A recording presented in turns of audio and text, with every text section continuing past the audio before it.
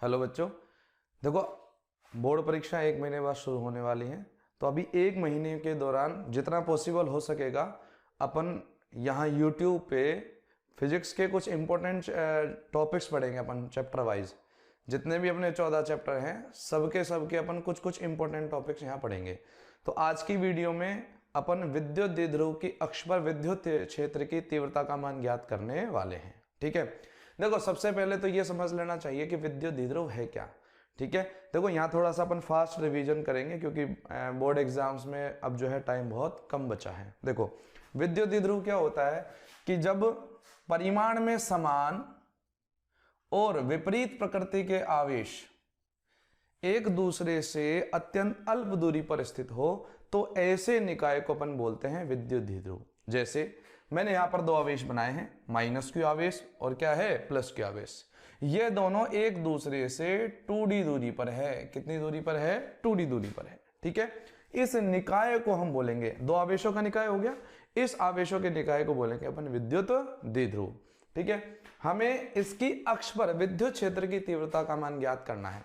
तो सबसे पहले हम विद्युत द्विध्रुव के बारे में कुछ छोटी मोटी जानकारियां ले लेते हैं। देखिए ये तो आपने देख ही लिया कि विद्युत द्विध्रुव में क्या होता है, परिमाण के दो समान बिंदु आवेश होते हैं और जिनकी प्रकृति क्या होती है, विपरीत होती है। एक प्लस होता है और एक माइनस होता है। ठीक है, जैसे एक बिंदु आवेश है ये माइनस क्यू और एक बिंदु आवेश है ये प्लस क्यू। इन दोनों को मिलाने वाली रेखा, इन दोनों आवेशों को मिलाने वाली रेखा को हम बोलेंगे अक्ष रेखा। ठीक है, और इस अक्ष रेखा पर ही हमें किसी बिंदु पर विद्युत क्षेत्र की तीव्रता का मान ज्ञात करना है। ठीक है, देखिए इस अक्ष रेखा का जो मध्य बिंदु होता है उसे बोलते हैं विद्युत द्विध्रुव का केंद्र। क्या बोलते हैं? विद्युत द्विध्रुव का केंद्र। और इस अक्ष रेखा के लंबवत विद्युत द्विध्रुव के केंद्र से गुजरने वाली रेखा को बोलते हैं निरक्ष रेखा। क्या बोलते हैं? निरक्ष रेखा बोलते हैं बच्चों। ठीक है, तो ये देखो ये तो क्या हो गई अपनी अक्ष रेखा। ठीक है, और ये हो गई निरक्ष रेखा, ये हो गया विद्युत द्विध्रुव का केंद्र। तो अब हम क्या करेंगे, इस विद्युत द्विध्रुव की लंबाई को यानी कि दोनों आवेशों के मध्य की दूरी को 2d से रिप्रेजेंट करेंगे, यानी 2d से दिखाएंगे।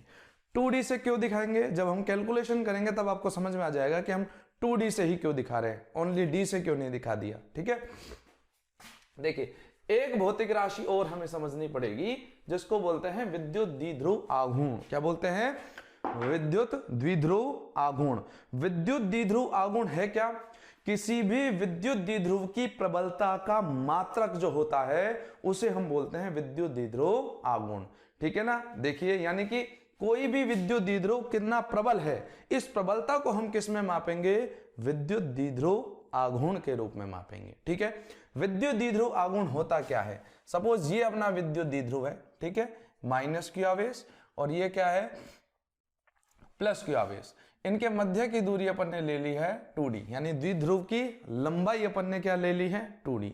अब इन दोनों आवेशों में से किसी भी एक आवेश का परिमाण ले लेंगे और इस द्विध्रुव की जो लंबाई है उसे इस आवेश से गुणा कर देंगे तो हमारे पास एक भौतिक राशि निकल के आएगी विद्युत द्विध्रुव आघूर्ण, जिसे हम P से प्रदर्शित करते हैं। और विद्युत द्विध्रुव आघूर्ण एक सदिश राशि है। ठीक है ना, कैसी राशि है? सदिश राशि है। सदिश राशि है तो इसकी दिशा भी ज्ञात करनी होगी। भाई इसकी दिशा कहां से कहां होगी? तो देखिए विद्युत द्विध्रुव आघूर्ण की दिशा सदैव विद्युत द्विध्रुव के ऋणात्मक आवेश से धनात्मक आवेश की ओर होती है, यानी माइनस चार्ज से प्लस चार्ज की ओर होती है। किसकी दिशा? विद्युत द्विध्रुव आघूर्ण की दिशा। इतनी बात समझ में आ गई है? आगे चलते हैं। देखिए विद्युत द्विध्रुव आघूर्ण का मात्रक भी देख लेते हैं। देखिए कूलाम, आवेश का मात्रक क्या होता है? कूलाम। ठीक है ना, तो ये हो गया कूलाम। और दूरी का मात्रक क्या होता है? मीटर। तो विद्युत द्विध्रुव आघूर्ण का SI मात्रक होगा कूलाम इंटू मीटर। क्या होता है? Coulomb into metre. इसे डिबाई भी कहते हैं, है ना, लेकिन डिबाई SI मात्रक पद्धति का मात्रक नहीं है। ध्यान रखिएगा, अगर एग्जाम में पूछ लिया जाए कि विद्युत द्विध्रुव आघूर्ण का SI मात्रक क्या है तो फिर आपको बताना पड़ेगा कूलाम इनटू मीटर। ठीक है, तो ये हमने कुछ बेसिक जानकारी ले ली है। विद्युत द्विध्रुव होता क्या है भाई? विद्युत द्विध्रुव क्या होता है? जब परिमाण में समान और प्रकृति में विपरीत दो आवेश एक दूसरे से अत्यंत अल्प दूरी पर, ये दूरी तो बहुत ज्यादा दिखा रखी है हमने ना, ये दूरी बहुत कम होती है, एंगस्ट्रॉम कोटि की होती है। ठीक है, जब दो आवेश परिमाण में समान और विपरीत प्रकृति के दो आवेश एक दूसरे से अल्प दूरी पर स्थित हो तो इस व्यवस्था को, आवेशों के इस निकाय को हम क्या बोलेंगे? विद्युत द्विध्रुव बोलेंगे। ठीक है, विद्युत द्विध्रुव में दोनों आवेशों को मिलाने वाली रेखा को हम क्या बोलेंगे? विद्युत द्विध्रुव की अक्ष। और विद्युत द्विध्रुव की अक्ष रेखा का मध्य बिंदु क्या कहलाता है? विद्युत द्विध्रुव का केंद्र कहलाता है। विद्युत द्विध्रुव के केंद्र से गुजरने वाली और अक्ष के लंबवत रेखा को हम क्या बोलेंगे? विद्युत द्विध्रुव की निरक्ष रेखा, है ना। हम अक्ष रेखा और निरक्ष रेखा दोनों पर ही विद्युत द्विध्रुव आघूर्ण निकालने वाले हैं। ठीक है, इस वीडियो में आज अपन केवल अक्ष पर निकालेंगे। ठीक है, विद्युत द्विध्रुव आघूर्ण हमने पढ़ लिया। क्या होता है भाई? विद्युत द्विध्रुव के किसी भी एक आवेश और विद्युत द्विध्रुव की लंबाई का गुणनफल क्या कहलाता है? विद्युत द्विध्रुव आघूर्ण। क्या है ये विद्युत द्विध्रुव की प्रबलता का मापक है कि कोई विद्युत द्विध्रुव कितना प्रबल है, कितना अधिक प्रभाव उत्पन्न करेगा। उस प्रबलता को नापने के लिए कौन सी भौतिक राशि काम में लेते हैं? विद्युत द्विध्रुव आघूर्ण। इसका मात्रक हमने पढ़ लिया, कूलाम इनटू मीटर होता है। यह एक सदिश राशि है और इसकी दिशा ऋणात्मक आवेश से कहां होती है? धनात्मक आवेश की ओर होती है। ठीक है, अब मैं चित्र बना रहा हूं विद्युत द्विध्रुव की अक्ष पर विद्युत क्षेत्र की तीव्रता का मान ज्ञात करने के लिए। ध्यान से देखिएगा। गला थोड़ा सा खराब है तो आवाज में हो सकता है थोड़ी डिस्टरबेंस हो, लेकिन अपना उद्देश्य केवल इस टॉपिक को समझना पढ़ना है ना। ऑडियो वीडियो की क्वालिटी पे थोड़ा भी ध्यान मत देना आप लोग। ठीक है, देखिए पढ़ते हैं। चलिए देखते हैं कि ए बी ये एक विद्युत द्विध्रुव है जिसके बिंदु ए पर -q और बिंदु बी पर क्या रखा है? +q आवेश रखा है। ठीक है, अब इस विद्युत द्विध्रुव की लंबाई हम ले रहे हैं 2d। विद्युत द्विध्रुव का केंद्र क्या है? O। हमें इस विद्युत द्विध्रुव के केंद्र से स्मॉल r दूरी पर यहां कोई बिंदु, इस बिंदु पर, यानी ये बिंदु मान लेते हैं अपन P। विद्युत द्विध्रुव के केंद्र से स्मॉल r दूरी पर स्थित किसी बिंदु P पर विद्युत क्षेत्र की तीव्रता का मान ज्ञात करना है। ठीक है, देखो हमने बलों के अध्यारोपण का सिद्धांत पढ़ा है, ठीक है ना, और विद्युत क्षेत्र की तीव्रता के अध्यारोपण का सिद्धांत भी पढ़ा है। विद्युत क्षेत्र की तीव्रता के अध्यारोपण का सिद्धांत कहता है कि किसी बिंदु पर एक से अधिक आवेशों के कारण विद्युत क्षेत्र की तीव्रता कितनी होगी? सभी आवेशों के कारण विद्युत क्षेत्र की तीव्रताओं के सदिश योग के बराबर। सदिश योग के बराबर क्यों? क्योंकि विद्युत क्षेत्र की तीव्रता अपने आप में एक सदिश राशि है और जब बहुत अधिक, एक से अधिक सदिश राशियों को जोड़ते हैं तो सदिश योग के अनुरूप ही अपन जोड़ते हैं। तो अपन को अक्ष पर तीव्रता निकालनी है ना। देखिए यहां से ये दूरी कितनी है? केंद्र से, इसके केंद्र से ये दूरी कितनी है? r।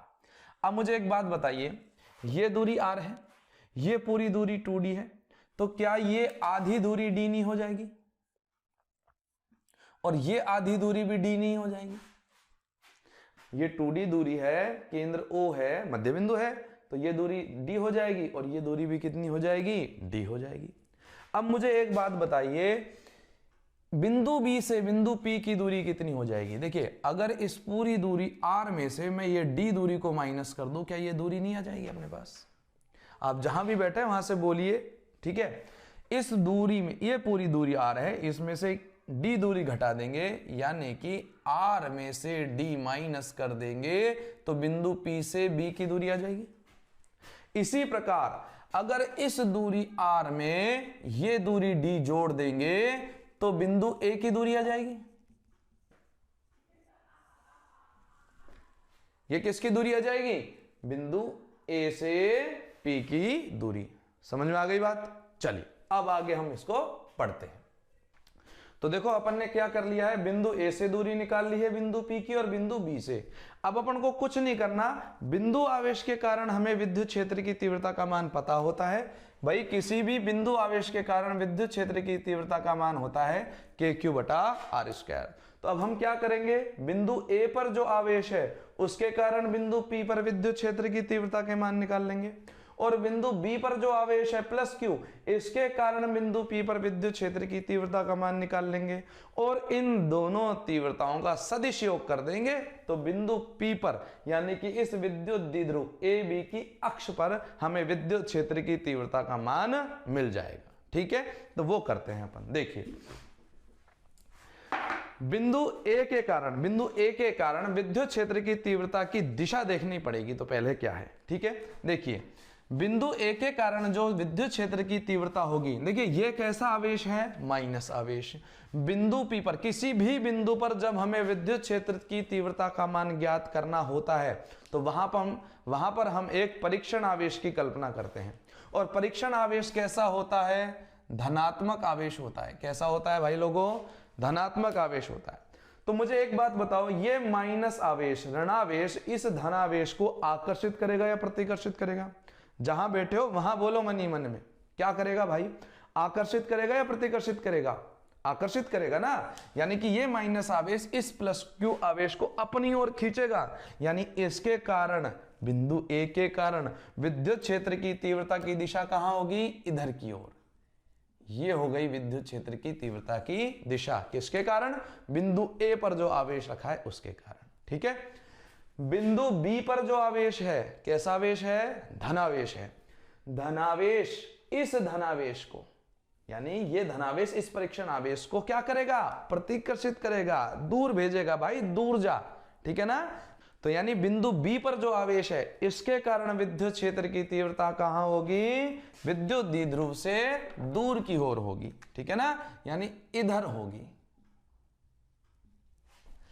अब इन तीव्रताओं की दिशा को हम किससे कंपैरिजन करेंगे, विद्युत द्विध्रुव आघूर्ण की दिशा से। और विद्युत द्विध्रुव की आघूर्ण की दिशा हमने पढ़ ली है, कहां होती है, ऋणावेश से धनावेश की ओर। तो देखो विद्युत द्विध्रुव आघूर्ण की दिशा बेटा यहां होगी, ऋणावेश से धनावेश की ओर। अब मुझे एक बात बताओ, ये विद्युत द्विध्रुव आघूर्ण की दिशा है इधर। ठीक है, अच्छा बिंदु ए के कारण विद्युत क्षेत्र की तीव्रता की दिशा कहां है, इधर है। तो मैं ऐसे नहीं कह सकता कि ये जो तीव्रता की दिशा है ये विद्युत द्विध्रुव आघूर्ण के कैसी है, विपरीत दिशा में है। और विपरीत दिशा को हम विपरीत दिशा को हम नेगेटिव साइन से रिप्रेजेंट करते हैं। क्लियर है। तो बिंदु ए के कारण विद्युत क्षेत्र की तीव्रता की दिशा कहां हो गई, विद्युत द्विध्रुव आघूर्ण के विपरीत दिशा में। जबकि बिंदु बी पर जो आवेश है उसके कारण तीव्रता की दिशा कहां हो गई, EB की दिशा कहां हो गई, देखो विद्युत द्विध्रुव आघूर्ण की दिशा में ही। किस दिशा में, विद्युत द्विध्रुव आघूर्ण की दिशा में। तो अब हम बिंदु ए के कारण विद्युत क्षेत्र की तीव्रता देखते हैं। ठीक है, तो बिंदु ए पर जो आवेश है उसके कारण विद्युत क्षेत्र की तीव्रता, अगर EA वेक्टर है तो उसका मान क्या होगा, KQ बाई R स्क्वायर। देखो विद्युत क्षेत्र की तीव्रता बिंदु आवेश के कारण होती है E is equal to KQ बटा R स्क्वायर। तो हम वही लिख रहे हैं KQ, लेकिन अपने पास दूरी R नहीं है, बिंदु A से P की दूरी R प्लस D है। कितनी है, R प्लस D। तो हम लिखेंगे यहां R प्लस D का स्क्वायर।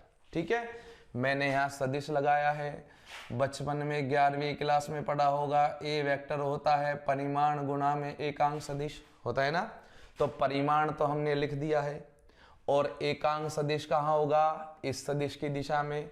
और ये सदिश कहां है, ये सदिश है P वेक्टर के विपरीत दिशा में। तो हम क्या लगाएंगे, माइनस P कैप। क्या लगाएंगे बालकों, माइनस P कैप। तो बिंदु ए पर जो आवेश है उसके कारण तीव्रता आ गई KQ upon R plus D का whole square minus P cap.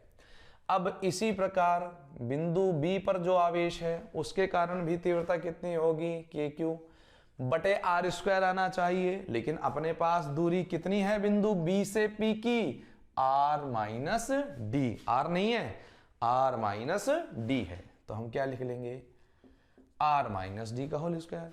दिशा हम निकाल चुके हैं क्या, कि बिंदु बी पर जो आवेश है उसके कारण जो तीव्रता आ रही है वो किसकी दिशा में है, विद्युत द्विध्रुव आघूर्ण की दिशा में। तो ये परिमाण हमने लिख दिया है, एकांक सदिश क्या लगा देंगे, पी कैप। यहां तक की बात समझ में आ गई, ठीक है।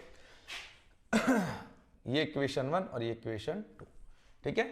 अब बिंदु P पर परिणामी तीव्रता अगर E वेक्टर है तो वो किसके बराबर होगी, बिंदु A पर आवेश के कारण और बिंदु B पर आवेश के कारण, यानी माइनस Q आवेश के कारण और प्लस Q आवेश के कारण, ठीक है।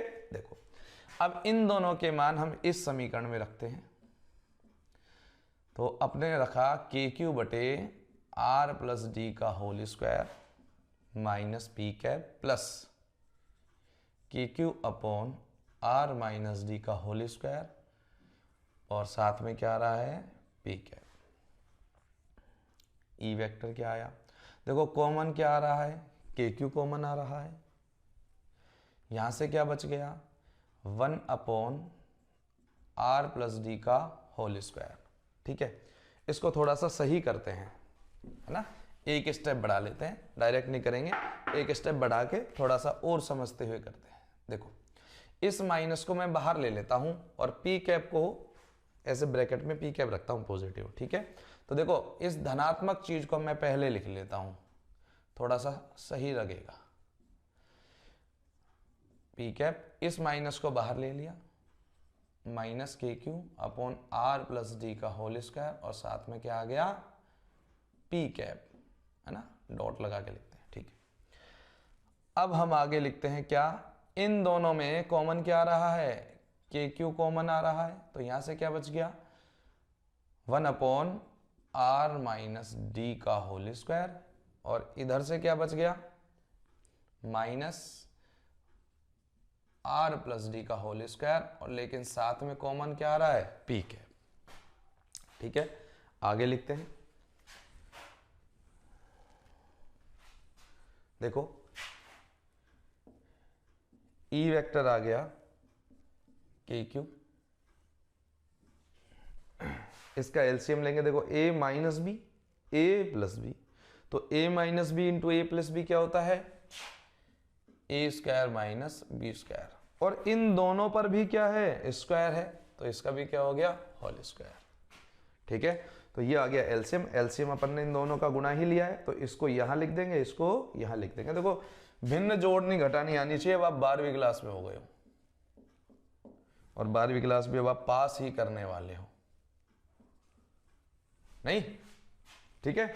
ये वाला यहां लिख दिया, ये वाला अपन ने यहां लिख दिया। अब इसको ओपन करते हैं पूरे को, देखो क्या होगा, a प्लस बी का whole square, A square plus B square plus 2ab minus, जिनको बिल्कुल भी नहीं आता है उनके लिए ऐसा कर रहा हूं मैं, ठीक है ना। देखिए मैंने माइनस बार रखा, जहां भी माइनस आ जाए थोड़ा सा पहले इसको ब्रैकेट के अंदर ही सॉल्व कर लो, R square plus D square minus 2rd, ठीक है। और अपॉन में क्या आ रहा है, R square minus D square का होल स्क्वायर, ठीक है। अब देखो आगे देखो, देखो अगर आपको किसी भी स्टेप में प्रॉब्लम आ रही है ना, तो आप पॉज करके उसको ढंग से समझ के फिर अगले स्टेप को देखो, या रिवर्स करके देख लो, बार बार पीछे जाके देख लो, ठीक है। वीडियो में एक फायदा ये रहेगा अपने को, तो R square plus D square plus 2rd, देखो माइनस अंदर जाएगा, ये minus R square minus D square minus और माइनस क्या हो गया, प्लस 2rd, अपॉन में हो गया R square minus D square का होल स्क्वायर, ठीक है। देखो साथ में पी कैप और चल रहा है भाई, है ना, देखो ये पी कैप था, है ना, यहां भी मैं लिख देता हूं पी कैप, ये डायग्राम का पार्ट है ना, ये सारा डायग्राम का पार्ट है, ये हो गया पी कैप। के क्यू, देखो आर स्क्वायर से R square cancel, D square से D square cancel, 2rd and 2rd कितना बन गया, 4rd upon R square minus D square का होल स्क्वायर, ठीक है, देखो हमने एक चीज पढ़ी थी, ये काम अपना हो गया डायरेक्शन का, तो इसको अपन साफ कर देते हैं।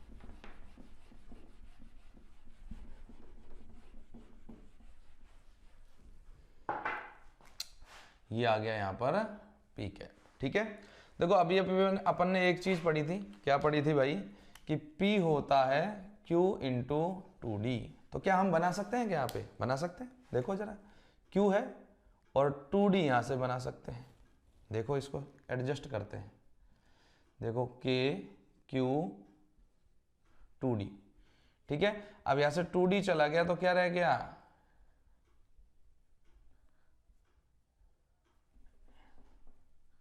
R यहां लिख देता हूं, 2 यहां लिख देता हूं, ठीक है,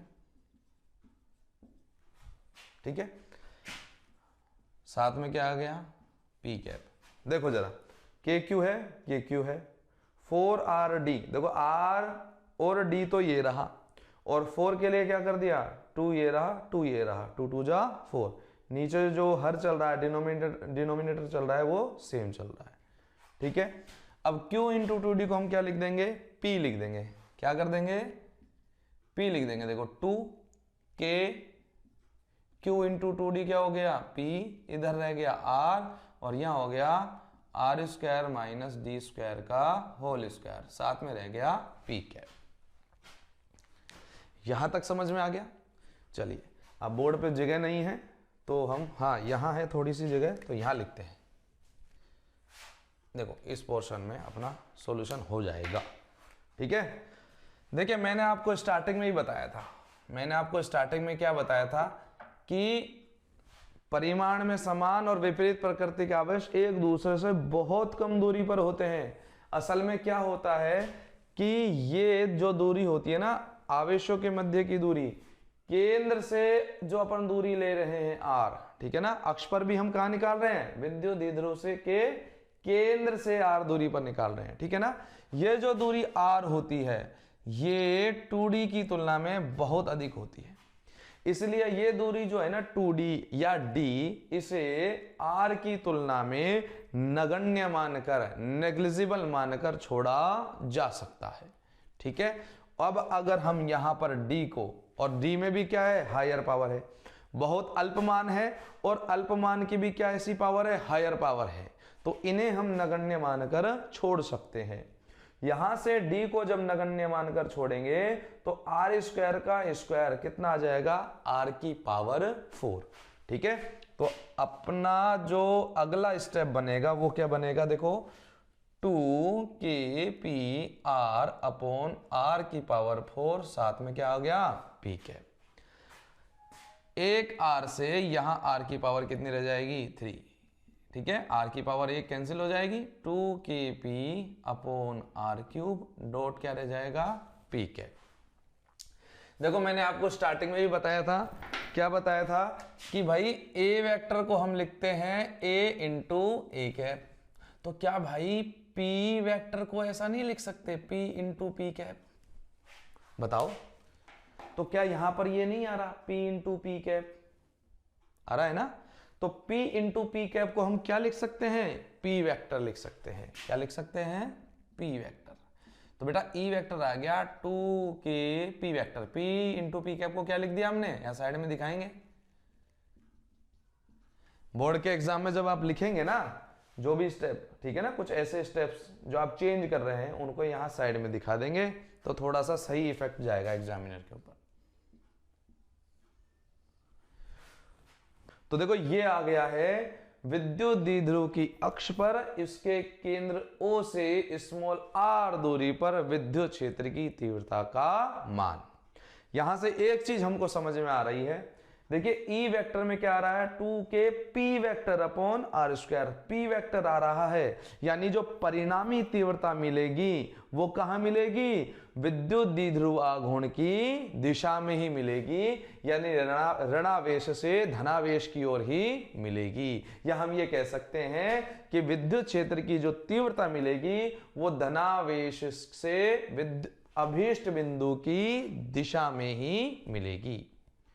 तो आज की वीडियो में हमने विद्युत द्विध्रुव की कुछ सामान्य जानकारी पढ़ी है और विद्युत द्विध्रुव के अक्ष पर विद्युत क्षेत्र की तीव्रता का मान ज्ञात किया है। अगली वीडियो में हम विद्युत द्विध्रुव की निरक्ष पर विद्युत क्षेत्र की तीव्रता का मान ज्ञात करेंगे। देखो, कैमरे को पढ़ाना थोड़ा मुश्किल काम है, तो कोशिश है, पहली वीडियो है, ठीक बनी होगी, आगे आगे वीडियो में इंप्रूवमेंट होता रहेगा। आपको फिर भी कोई समस्या आ रही है इस टॉपिक में तो आप नीचे कमेंट में लिख सकते हैं, वीडियो को लाइक कर सकते हैं, शेयर कर दीजिएगा और चैनल सब्सक्राइब कर दीजिएगा, नोटिफिकेशन बेल बजा दीजिएगा अगर आपको यहाँ का कंटेंट थोड़ा बहुत समझ में आ रहा है तो। धन्यवाद, नमस्कार।